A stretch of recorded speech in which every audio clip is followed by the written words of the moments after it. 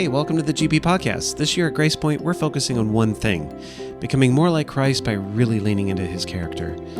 Each month, our pastors have been discussing a different attribute of who Christ is and teaching us how to grow that same attribute in our own lives.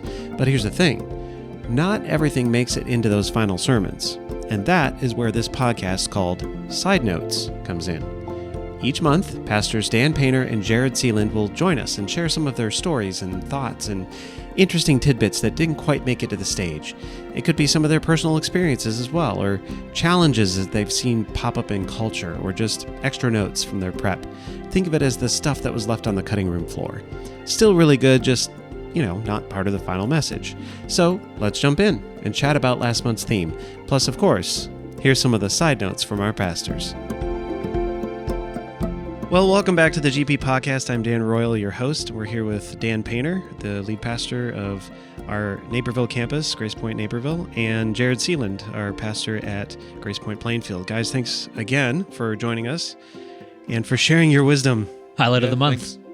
Thanks for hosting it. Oh, I appreciate you doing this and spending this time together. It's always great to spend some time of reflection. Well, it's great because it's hard to get Painter's time. So this is like I can force him into sitting down. But available. Yeah, Jared's always available. Well, the theme for this one is joy. Crazy joy is what we called it. Well, why did we call it crazy joy? What was the thought process behind that? I think we all want to be joyful, but what's the difference between joy and crazy joy? Why? What was the meaning behind that, do you think?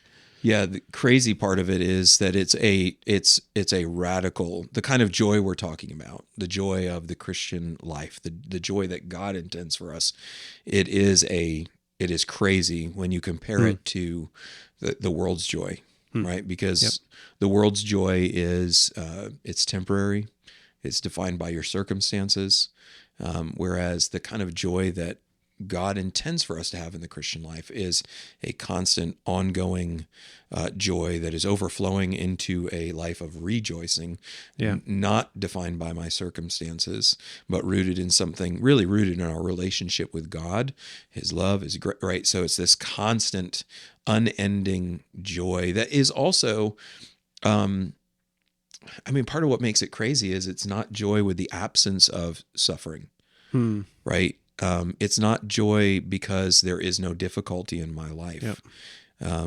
It's Paul, despite that difficulty. And even it's not always despite. Sometimes it's joy because of the difficulty, right? James talks about consider it all joy when you face various trials, and so it's this whole other way of looking at life, experiencing, living in these circumstances. And a perspective of even how do I see this moment? Paul's one of my favorite letters, Philippians, is all about joy, right? But Paul's writing about that joy, and by the way, commanding us to joy while he's sitting in a prison. Yeah. And part of the reason he can rejoice sitting in a prison while not out planting churches is because he sees that him being in prison has provided an opportunity to preach the gospel. He's chained to guards, but really they're chained to him, and he's got a captive audience, and so he can rejoice always. Right? That's the command: rejoice always. Again, I say it, rejoice, and so that's a longer answer, but in some ways it goes back to that whole idea of thermostat versus thermometer. Right? The world's joy is a thermometer; it just simply reacting to its circumstances, and conditioned on the right circumstances, the right temperature in the room, which almost never happens, right? Or it's extremely temporary. Whereas the kind of joy that we're called to have is like the thermostat. The environment's changing on the outside, but joy kind of kicks in and keeps the internal state of my life. It keeps me joyful on the inside, regardless of, or in the context of the difficult things, even in the context of weeping, right? Even in the context of grief, it's a joy even in those moments. And that's pretty crazy. When the world thinks about joy, it's like, I can't have joy in those. It's almost like the moments. concept of reckless love. The song, it's reckless, it's crazy, it's it's beyond the boundaries of normal, so to speak. Yeah, logical, right? It's Logical, illogical. yeah. It's like no, you can't have joy in that moment. How is that possible? And it's like, well, it's not only possible, it is the expectation. It's the command. I mean, joy is commanded. Rejoice always. Again, I'm going to tell you, I'm going to say it, rejoice. That's not a suggestion or an encouragement. That is a command to us. So, well, let's jump into the meat and potatoes of the podcast. Here is what you wish you could have said if you had that chance. And talking about crazy joy, what is there? Is there something that you wish you could have said during your sermon? Something that you look back now and you're like, ooh. Yeah, pretty much everything Dan just said. I say everything. I talk very quickly so I can get everything in. I have nothing left over at the end of it. There's nothing left. Everybody who's listening to this, who hears me, is like, yeah, that's true. There is one illustration that I was going to use that I didn't. And it was really an illustration from growing up sports. I was, my number one sport was wrestling, right? And I hated wearing the singlets. I'm glad I don't have to wear those any longer. There's pictures out there somewhere. Hopefully no one ever gets their hands on them, but I loved the sport. It's such a unique experience. It's 6 minutes of kind of you one-on-one. It's only you. I mean, we'd have tournaments or, meets where it's literally you're in the middle of a room. Everybody's kind of sitting in the stands. There's a spotlight on the mat, and it's just you against this other person. Thinking about really this, to live in the kind of joy that we were made for, it requires you have to wrestle. It's possible for you to have this joy because of Jesus, what he's done for you, and the hope that we have in him. But if you're going to actually kind of take that joy and live in it, you have to be willing to fight for it, right? You have to be willing to kind of deal with all of those things that, I mean, in some ways you're kind of wrestling against yourself. You're wrestling against your perspectives. You're wrestling against, your own thoughts as you're going through these difficulties and challenges of life. But if you want joy, if you want to live in that joy, to obey the command to rejoice always, you have to kind of you have to wrestle. You have to be willing to, in some ways, at least my experience has been, I have to learn how to consistently wrestle. It's a daily wrestling because I am daily pulled by life away from that joy.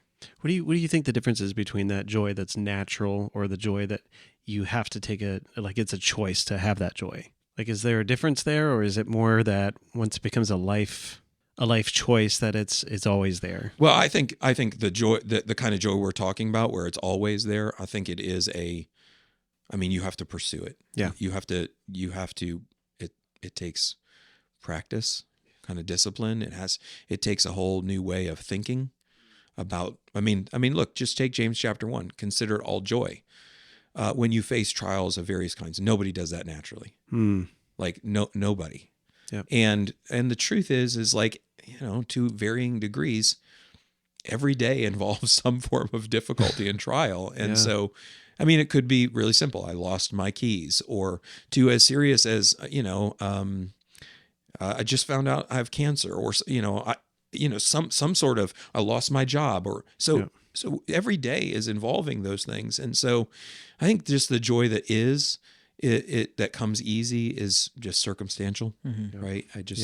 And it's great when the circumstances line up and the sun is shining and, you don't have to fight for it. But I think most of life, and maybe this is me, maybe I used to say I'm a realist. I might be a little bit more pessimist, but I've just found for me, it's like there is this constant wrestling match that is going on in my heart and in my mind, where I have to take the way that I most naturally kind of lean when life is challenging, and I have to fight that with the truth. I have to keep calling myself back to reality. I use a lot of Philippians chapter 4 when we talk, which is where Paul says, rejoice always. Again, I say I rejoice. But that whole chapter, the whole book, but especially that chapter, is kind of a blueprint for learning how to rejoice even in the hardest circumstances. And I just find like my life is filled with a wrestling match in a lot of ways. And I find that's true for a lot of people. I don't know, Jared, I mean, kind of as you're counseling and shepherding and pastoring, I mean, what do you see? Do you feel like that's true? Yeah, I think it's interesting, and this probably is what I would have dove into a little bit more, is to find people in each circumstance and try to teach that choosing joy is more than just like Christian stoicism. I thought this way with peace too. Totally. Like the great stoic Maximus Decimus Meridius in the movie Gladiator, as we all know, when he looks at the emperor and he says, "Are you a man that once said, 'Death smiles on us all we can do is smile back'?" And it's like this great stoic line. It's like, I don't care what happens. I'm just going to grin through it. Right. Like, doesn't matter. I'm curious, like we could dive into this more too, because I think this is worth talking about, is what's the difference between choosing the joy of Christ and this kind of stoic, like, I don't need anything, like I could be starving. Like Philippians 4 kind of gets into it, like whether I have food or whether I have lack, like I will always be content. And then he goes into, because of the power of Christ, I can do all things through Christ who strengthens me. But I think it's a great question because Stoic philosophy has become kind of the fad. Oh yeah, it's right? come back around thing. big time. Yeah. The modern Stoic. Yeah, and I've read I've heard people say, if I wasn't a Christian, I'd be a Stoic, kind of thing. I mean, certainly, I'd say Christianity isn't Stoicism, because I think there's a greater strength, actually, in the Christian perspective, because it's not just rooted in like, fatalism, right? It's just going to happen, so I can't change it. So all I can do is control my attitude, and how I respond to it. It's not just fatalism and kind of trying to just kind of grit my teeth through it and see the positive in it. The Christian way of strength is how do I think within the context of the grace, the power, the presence, the provision, the resources of Christ. I mean, Paul is saying, I can do all things, not just I can do all things, and he doesn't mean just anything, but no matter what I face, whatever circumstance, whether I have a lot or a little, whether I'm full or empty, I can face that victoriously. Why? Because I have the strength of Christ. Christ is strengthening me. It's a relational strengthening versus just life is going to happen to me and I'm just going to, I get to choose. Am I going to just kind of be a baby about it or just kind of warrior through it? It's like I mean, I do have that choice, but it's a choice not on the basis of me, but on the basis of infinite resources. I mean, that's that verse 19 where Paul says, my God will supply every need of yours according to the riches of glory in Christ Jesus. And so I have this, I mean, that's where I think I get this deeper joy. That's that challenge of like, I got to think according to these realities, these truths, remind myself of this because we forget, I forget. But going, man, I can have this joy because I know that he will provide. He will give me what I need to, not that I'll never be hungry, right? He's not saying I'll never be hungry. It's that I'll have the strength if I am hungry to walk through that victoriously. Why? Because Christ is with me and Christ is going to provide for me. And he's promised it and he's proven it. Because if he would go to the cross, it's Romans chapter 8, right? If he would not spare his only son, but give him up for us all, will he not also with him give us all things? And so if I really believe that God gave his son to die for me on the cross, why in the world would I think that he then is going to walk away and go, well, good luck with the rest of it, right? No, he's given me his son. And if he would do that for me, then all of those other moments and those challenges I face, will he not also be faithful in providing for me? It's like a long-term game plan. Like you get so stuck in what's happening right now, you lose sight of the long term. Being able to focus on that long term and know where your end is, and these sufferings are temporary, and it's being able to reset your mind that way, I think. And also more than just like a Christian nihilism that says anything can happen to me because one day I'll die and be in heaven and it'll be okay, you know? True. Like there is also satisfaction in the day-to-day, and I think that's one of the core differences is that we're Stoicism or Buddhism would say disassociation is what leads to freedom and happiness. Just try to detach yourself from worldly cares. Jesus says, it's okay to actually be thoroughly invested in human relationships. It's okay to be thoroughly invested in the well-being of the world that you're existing in. In fact, it's your responsibility to be an ambassador of life and to be an ambassador of light in our world. So be invested with optimism that says, this is about more than just like, let me close my eyes and try to get through it. It's about like Dan, like you said, trusting that there is sustenance that has been prepared for us along the way. Are there examples of Christ doing this, like that you can think of, that you can share, of how he remained joyful through very difficult circumstances? Outside of just saying dying on the cross, because that doesn't. Yeah, right. Well, Dan. I mean, outside of the obvious. I know Easter's coming. Difficult circumstances. Yeah. Jesus. Yeah. I think even in the last passage that we looked at, which was the wedding in Cana, here is the designer, the God who is joy, right? Yeah. We talk about God is love, Yep. right?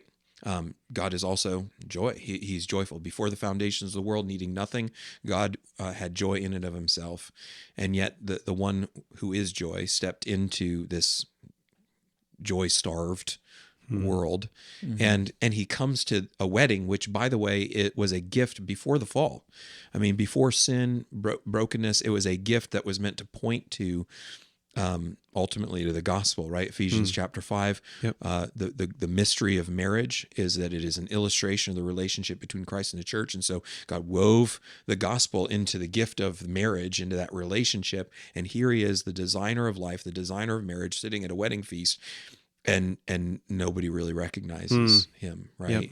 Yep. I mean, he's got his disciples that are there with him, but they're still pretty, Yeah, clueless. they're just starting to get suspicious. And there is a sense of, his mom coming to him, kind of having a sense of his ability to do something about the fact that the wine runs out. But I mean, even after it says, look, this is the first sign that Jesus did by which he reveals his glory. And yet you walk away and it's only the disciples who respond. And it says, and they believed in him, but it's only the disciples. Everybody else is at the party. This is like a big party. I mean, this is one of the biggest celebrations.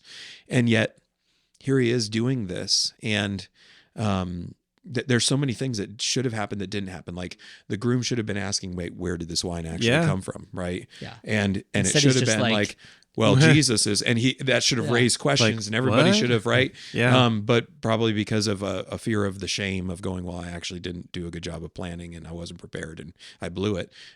It's all kind of hidden behind the scenes, and yet Jesus uses that as his first revelation of his glory, and going, I really believe in that moment. I mean, he says his hour has not yet come. He's thinking about the cross, but I do really believe that in that moment, sitting at that wedding feast where the wine runs out, picture of joy running out in the world, that Jesus is not just reflecting on the cross, but I think he really is reflecting. I mean, look, he's turning water into wine. And I really believe that is, of course, a picture of the gospel, but it is also a reminder of this feast that is coming, that Jesus sitting in this joy-starved world that is joy-starved because we've rejected the very source of joy himself, is still bringing joy into a temporary moment, pointing forward to an eternal joy that he's going to be bringing. And so I think those are moments where we see it. Yeah. What are some things that would stop us, that would block our joy in our lives without us even realizing it? For me, it's working with Jared. Yeah. That's the worst. That is the worst. Oh, man, it's so good. Honestly, I've been waiting to So say that this quick. whole time. Pull that out of the back pocket. I love that this has become just our counseling session. Yeah, that's why you're on the couch man. and we're in the chairs. Yeah, that's true. That's true. For those of you just listening, we don't have a video option, but I am just laying down on a couch right now with my hands folded, looking sad. Man, I think that a huge one for our day and age is trusting a promise that does not come from Jesus, from society, from a mass marketing machine that is designed to make us convinced that we don't have enough to live on. Yeah. Like there's some fascinating studies about just modern commercialism and where it came from, and how at the end of World War II, America had such production capacity that it was unrivaled by the rest of the world. And economists had to figure out, okay, what are we going to do with this outrageous industrial complex that we've created to fuel the war efforts? and how are we going to turn that around to something else that can be productive? And I think it was the nephew of Sigmund Freud who came out and was like, yeah, here's what we need to do. We need to tap into this conscious part of people's minds, subconscious part of people's minds, that is convinced that we don't have enough. And if we start advertising a certain way, we'll be able to harness this industrial might and create things that nobody needs. Wow. And then about 80 years later, we're sitting here with a TV screen on our refrigerator and we're thinking, why on earth do What's we wrong with have that? this? Yeah. Since when was this needed? Like, Yeah. you can binge Netflix while you're like seeing if you need Right. to pick up eggs from the store. Sorry, I can't afford those anymore. So yeah, yeah. Holy cow, dude. That's another thing. But so we've come to believe this societal lie that the more things that we have, the more joyful we'll be. But the problem is that it's an empty promise. So the more that we invest into that, the more we feel like our happiness should be so much higher than this. But then the chasm between reality and what we think our happiness level should be at, that is so wide that we become like distressed. We start to have existential dread, which is I've learned one of my favorite words, which is scary. But Dread or existential? yeah, it's existential. Like we start to think, Existential. man, if this isn't working, what will work? And then we have this crippling cycle of anxiety and fear and wondering, is this all there is? And we start to freak out. Where I love that what Paul says kind of interchangeably with joy in Philippians is contentment. I've learned the secret of contentment. Yeah. It's same thing when he talks about like, I've learned the secret of contentment, endeavor to live a quiet life, There's all these kind of calls to simplicity in the gospel that I think is so much more than just cultivating generosity. It's more than I think Scripture starts, and Jesus specifically takes on a new level of meaning when you get to that point in your walk with Jesus where you realize this is about more than just rules that I'm arbitrarily instructed to follow. This is the creator and the maker of life, and he knows how it functions best. So when Jesus is giving us commands, it's about the thriving and the prosperity of the world around us, because he knows that we could become little Christs, and as we apprentice under him and as we endeavor to look like him and live into the salvation that we've received from him, we can have a positive impact on the world. But we're also not to like slip into anything too utilitarian here, but we're also becoming the truer version of who we're supposed to be. Because we're living into the created intention of our own lives. So I think what gets in the way of our joy is that idea that we need something else besides Jesus to be happy. And I'm not saying like there are so many things that we have in our world right now that we don't necessarily need for survival. I'm Right. not saying if Yeah. you have an iPad, then you are contributing to your lack of happiness or joy. Dan is working off an Sitting here iPad with right my now. iPad. I feel targeted. Yeah, At the yeah. Thank So you, it's Jared. not sabotaging, but and there's so many great tools that have come out. I mean, so many better ways of getting a job done because of modern technology and everything. But when we start to look at these new gadgets, new technology, new possessions, anything like that as, when I have that, then my life will be good. Then I'll be satisfied. I think we'll set ourselves up for eternal disappointment, which just lowers our threshold to experience joy. There's a lot to be said about consumerism and joy in general. Like, yeah, totally. The studies out there with people that just have stuff, Yeah. so much stuff, and they're stressed out, and they have Yep. people that come through their house, and they, I mean, hoarding is obviously one extreme of Totally. that, but the concept of that is just, there's just stuff all the time, and they clean their house out and they get rid of it and they sell it off, and they're just like, so much better. It's that simplicity and not needing things all the time. That's an interesting I'd never heard of that, where consumerism came from, and Crazy, right? Freud's nephew. Yeah, nephew. I'll have to find that book. I'll get it to you next month. I mean, with that, you have, Solomon and Ecclesiastes. Right? Oh, true. Totally. That is. He had it all. That is the. The whole point of that is a pursuit of joy, but under the sun, right? So I'm trying to find joy, as if the only thing that exists is everything under the sun. There's nothing over, no one, and nothing over the sun. And he said, "Look, I'm going to try money. I'm going to try pleasure. I'm going to try relationships. I'm going to try food. I'm going to try projects. I'm going to try, right? Everything that we try. And I talk about our time as kind of Ecclesiastes on steroids because we have more ability, more access. We're able to get to things faster and be disappointed by them more quickly. Yeah. And then we just keep trying the next thing and the next thing and the next thing. And it's like, so we're trying to find, I think part of it is the objects in which we're trying to find it in objects. We're trying to find it in the stuff, the things of God rather than in God himself, which is, the whole idea of broken cisterns in, is that Jeremiah 2 verse 13, my people have committed 2 sins. They've forsaken me, the spring of living water. And instead they're using broken cisterns. Right. And so, of course those are idols for them, but I mean, really when we try to find our joy in the stuff, we've made them idols. But his whole point is that when you try to replace God as the source of joy, a relationship with him, as the source of joy, you've got to use something else. Yeah. And that will always be a broken cistern. It'll be a cup with a hole in it. So it's not that you can't find any joy. It's just that it will always run out and you'll always need more, which is really why we get to the place of addiction is because, you think of the broken cistern, the more water that comes in, the bigger the holes get. Right. And so the faster the water runs out. And so you have to keep pouring and pouring and pouring and pouring. And then, eventually, it never fills back up, but now you're controlled by it, right? You're consumed by it. I'd say the other thing that I thought is our own self-centered pursuit of joy. It's this idea that the only way that I can find joy is if I put myself first, right? And we can see this in lots of ways. But, there's lots of great examples out there. I'll just put it in terms of serving. We go, well, I'm happy to serve, but then when things get difficult, I got to take care of me first. And I kind of circle the wagons, cut myself off. And once I kind of get my life back together, then I can start serving a little bit more again, but I got to get back to my joy. And so it's this prioritization of myself in the pursuit of joy, thinking that if I can put myself first, that's what's actually going to get me to that joy. And I think in the process, it actually sets us up for disappointment because you were never meant to be the center of the universe. Yeah.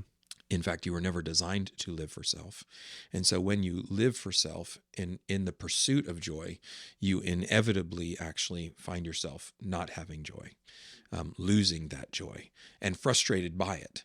And so then, it's like you keep trying to put yourself more at the center and prioritize yourself over anything and everyone else and hoping that somehow by living for myself, I'm going to get to joy. But by living for myself, I lose my joy because that was never the design in the first place. It's actually in serving. It's actually in giving myself. It's actually in surrender to God and in service to him and service to others, loving God, loving others, that I can actually find that joy. So why so many people go, well, I'll get to like the God thing later on in my life. Why? Because I bought into the idea that submission and obedience to God, not living for myself, will actually keep me from joy. I want to have my joy now. And then when I'm older and I can't have as much fun, then I'll do the or whatever it is, sacrificial part of joy. Then I'll get when I really need God. Yeah. And then I'll try to do the right things, which is going to mean no more fun and no more joy, which is like crazy because God, God's whole intention is for us to be blessed. It's for us to have that joy. And it's why he gives us his commands. He's not trying to keep us from joy. He's trying to protect us from joy.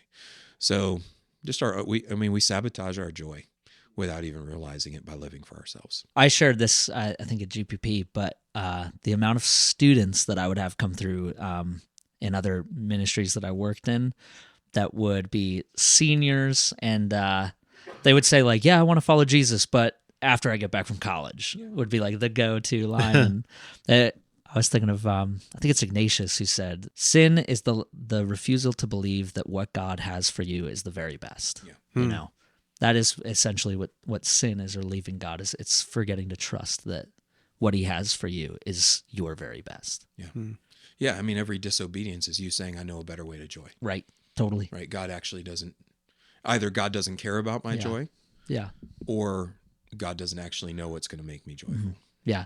And you hit on it with Ecclesiastes on steroids, that we have no concept for delayed gratification. It is immediate gratification right away. And so it's really tough to believe the future God intends for me is better than this immediate pleasure gratification that I can find right here and now.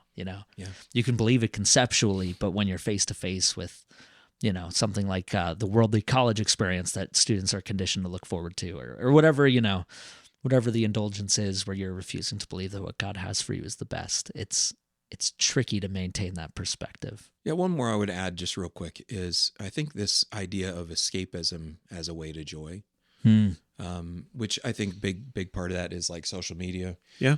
Binge watching Netflix or Hulu. Or on your whatever. refrigerator. Right. Yeah. On my, Yep. Yes, exactly. Yes. Well, I'm wishing I could afford eggs. Right. Right.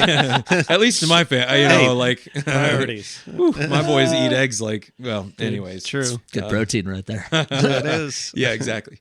Look, why do we jump on our phones and scroll endlessly for hours? Why do we binge watch TV? Because we bought into the idea that the entertainment that we're experiencing will somehow bring us joy. I was having a conversation with a young pastor just recently who was asking, hey, I was a little bit offended by it because he's like, you're old and you've been in ministry for a long time. What would you say to a young pastor? And I was like, I still feel young, but no, I don't actually.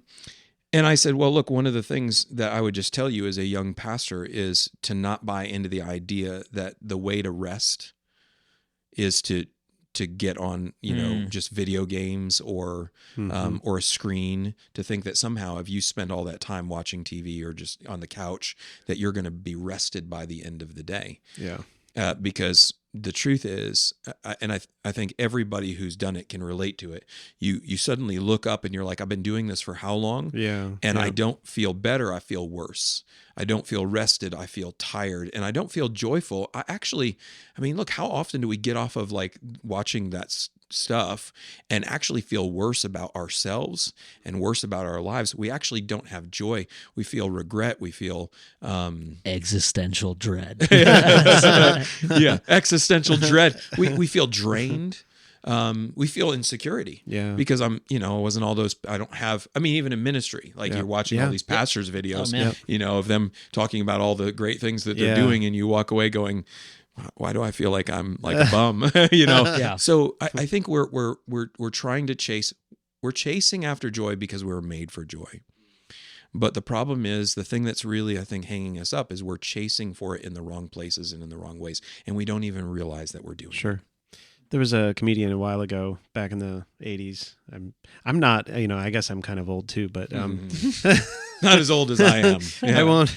Close. Right. Yes, exactly. Yeah. He's controversial because he's been in the news and he's done a lot of bad things, but there was a little shtick that he did that was talking about Friday night, going out, getting wasted, getting plastered because I deserve this. I deserve to go relax. Wow. And I deserve, and he goes, again, I'm not endorsing this person by any means. It's just a specific clip that I'm thinking about that he did a really good job explaining. It was like, so you get wasted, you get drunk, you go into the bathroom and you're throwing up and you're looking at the porcelain and I deserve this. I had a rough week. And then, and you just like, it's that perspective shift of, I don't, and most of us do that. Like when we're like end of a hard day, I deserve to sit down and just scroll and like, it's called doom scrolling now. Yep. I deserve to doom scroll and because I've earned this. But you stop and you kind of think about it. This isn't bringing me joy. I should go out and go for a walk or like go call somebody I haven't called in a while, like make relationship changes and sit down, read the Bible for once, or, there's a lot of different things that you could do that doesn't bring the existential dread as that would title of the podcast. Well, it's what a strategy of the enemy to tempt us to believe that the way that we reward ourselves is with things that he gets us to believe that they will actually bring us joy. But the truth is they actually rob us of joy. Yep. And isn't that what every sin is? Yeah. It's us buying into the lie of the enemy going, hey, this is going to bring you joy. Yeah. But every single time on the flip side of it, you have regret, you have guilt. You might get a flash of joy. Sure. Yeah. Right. but the ultimate result is that, it's a candied poison, right? Tastes good going down and it kills you afterwards, right? I think that there's something to be said too about there are phony avenues, promises of joy that the world offers, like the doom scrolling or the binge watching or any kind of escapism. Yeah. But I think it would be valuable too to spend some time on the gifts that Jesus has given us that do lead to joy. Yeah. And especially like for the believer we opened the series up talking about our true source of joy, and the root of it is found in our inheritance because of the gift of Jesus Christ. So the fact that our names are written in the book of life, that we belong to God, and that God, has adopted us into the family, like that's the root of joy. And so that is presumed.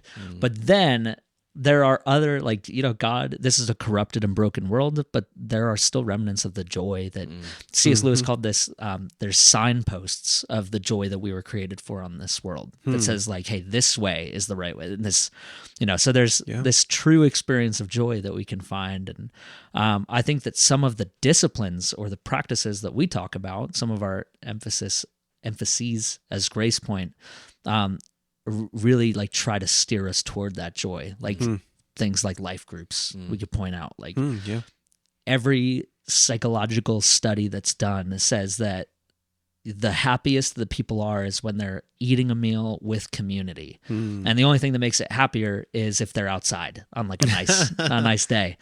So So not today. It's good. Yeah, exactly. Not on a 0-degree day in the winter. Yeah. That can stay inside. But there are places like that where there are promises of joy and there are invitations to experience that joy. Like Jesus invites his followers into community, and I think that's worth exploring. And we talked about this before too, where joy is more than just I'm going to choose joy, grit my teeth, and do it, and that's going to be it. It's a practice and a discipline to say, I'm not going to doom scroll. I'm actually going to invite a friend over, or I'm going to call it whatever. Find that actual signpost of joy that you can steer into, and then make that a practice. That's what Sabbath is finding ways that you can experience the joy of Christ. So like for me, I would say community and being with people that you love, and eating a meal together, because food is a gift. Yeah. Amen. Can you guys think of anything else that sticks out to you? Like we've talked about, we all have those escapist behaviors, the phony promises that we are tempted to believe. But like, what are some other ways that you guys think that we can chase joy? A long time ago, like when Derek was still here, our last lead pastor, he at one point was talking, I remember, about Melissa, his wife. And he said, because Derek is he goes on vacation and he'll read 5 books and write 7 papers, whatever. That's just, he never shuts off. Yeah. Whereas Melissa, he said early on in their marriage, they were trying to figure out, she was just frustrated with, the winter months and being stuck inside and stuff like that. And then one day it just kind of clicked for her. And she realized, I've got to get outside. I have to be outside at least for 30 minutes a day. That's my thing.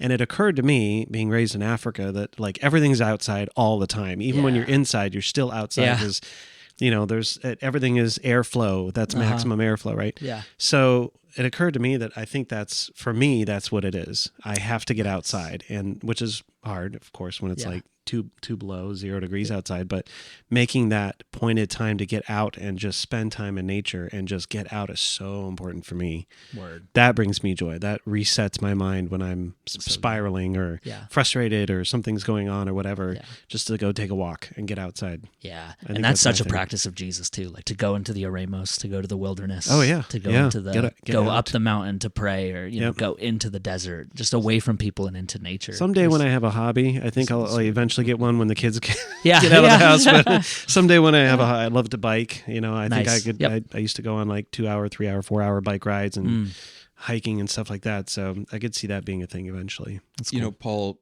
says in 1 Timothy chapter 6, he's writing. He says, "As for the rich in the present age," which, it's not everybody, but in our culture, compared to the general world population, we're pretty wealthy people. But he says, "Charge them not to be haughty, nor to set their hopes on the uncertainty of riches, but on God, who richly provides us with everything to enjoy." Yeah. And, look, the foundation of our joy is in our relationship with God on the basis of his grace, right? That we have a security, I mean, it's that whole Jesus to the disciples, don't celebrate because of what you've accomplished, or don't find your joy in that, but rather that your names are written in heaven, right?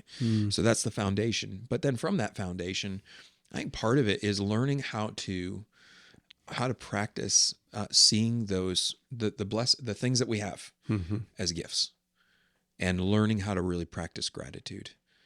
I think we can go through life and miss all of the different things that God has.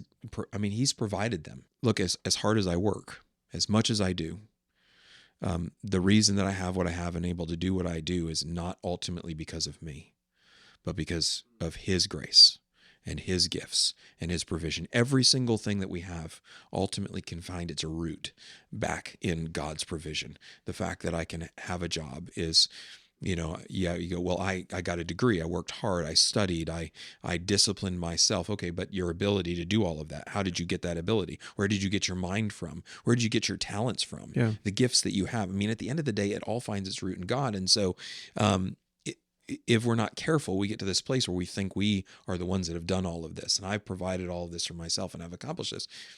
But if I stop and I remember, man, all of this is a gift. It's part of the reason that, for us as a family, we pray before every meal, not just as a mindless practice, but to stop and to recognize, like, we got food on the table. Yes, we worked, we got a paycheck and all of that. But at the end of the day, if not for God, we wouldn't have any of it. And so I think a part of learning that this joy is recognizing God does provide for us, and He's given us lots of good things, and we are intended to enjoy them. Yeah. Like it's not like we have to, as Christians, again, we're commanded to joy and rejoicing. And I think there is this sense in which sometimes we get this idea that to be good Christian is to be stoic and to walk around with no joy and go, no, like as Christians, man, we should, there's joy, there's parties, there's celebrations, there's all of these great gifts that we've been given, but to really enjoy them, you have to really treat them as gifts. Yeah. And you got to be practicing the gratitude that turns around and goes, thank you. Like, this is, I think when I'm really living with that, is when I'm the most joyful, is when I'm really practicing that gratitude in my life. And when I'm probably the least joyful is when I'm not doing that. So the last thing I wanted to ask was about a story where you felt crazy joy, as in like completely unexpected, irrational, like, wow, I don't know, I shouldn't be feeling this right now, but I am. I would say some of the places where I have found joy that don't make logical sense has been in some of the challenges that I've faced physically, right? 2 surgeries over the last year, and some real challenges in the recovery process, and decades of dealing with back pain before that. And there have been real times in the midst of that where I've really struggled with joy. So let me get that out up front. I just walk around and just joyful all the time. I can't, no, like there's been some real struggles, but there also been these moments of, I guess, some really great moments of really deep joy. And I would say one of the moments where I've seen that is when I see how God takes that pain and turns it around to use it for good in the lives of other people around me. It's just these, I can just a few weeks back, I remember running into a family I hadn't seen in a while, and they were going through, I didn't know, but they were going through a crisis. And I just said, hey, how are you doing? And gladly they answered it, honestly. And it was one of those moments where I was kind of moving past, and God just kind of hit the brakes, and I got to just for a few moments pour into them. But it was really a pouring into them out of kind of some of the emptiness, the pain, the difficulty, the struggle that I'd been through.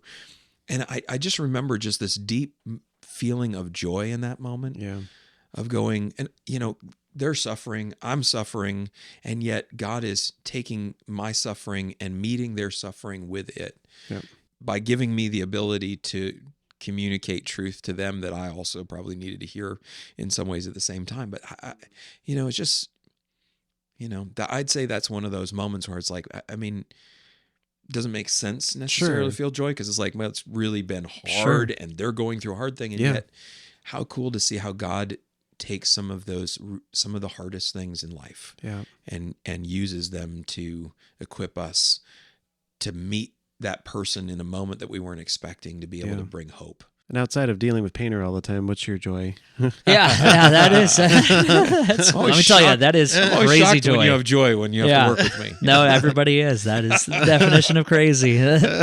Man, I'd say a couple of years ago, probably this is what stands out when I went through a bit of a relationship breakdown that, my life was heading in a certain direction that I thought everything had been planned out, but,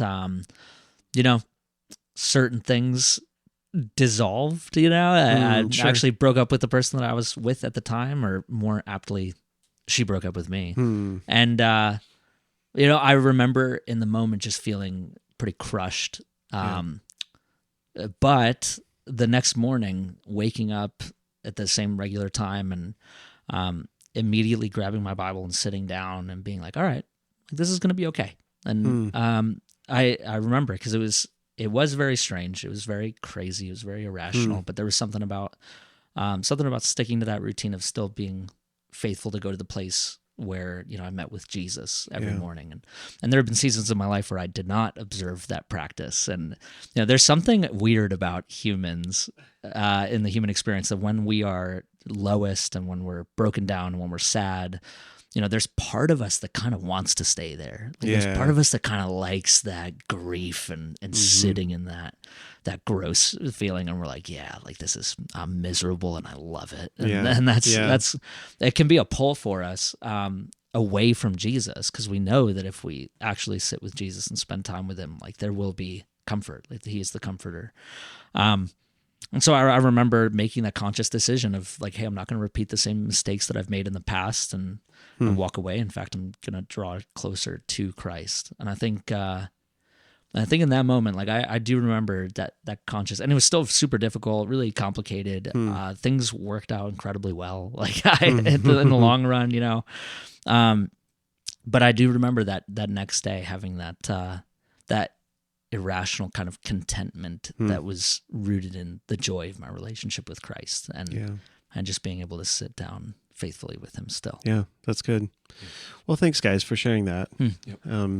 Stories are where it's at, really, and being able to, for somebody that's listening right now that would hear this and think about their own story, what has brought you that crazy joy? If you can stop right now, if you're driving in the car, if you're gardening, whatever it is, I guess it's a little cold for gardening, but shoveling snow, whatever you like. Maybe it's a different time of year you're listening to this, but whatever it is you're doing, if you can stop right now and just think about what has caused you crazy joy in your life, something that's irrational that has popped up, or maybe you feel like that's never happened. Maybe you're struggling with that and you just don't understand where this joy is supposed to come from.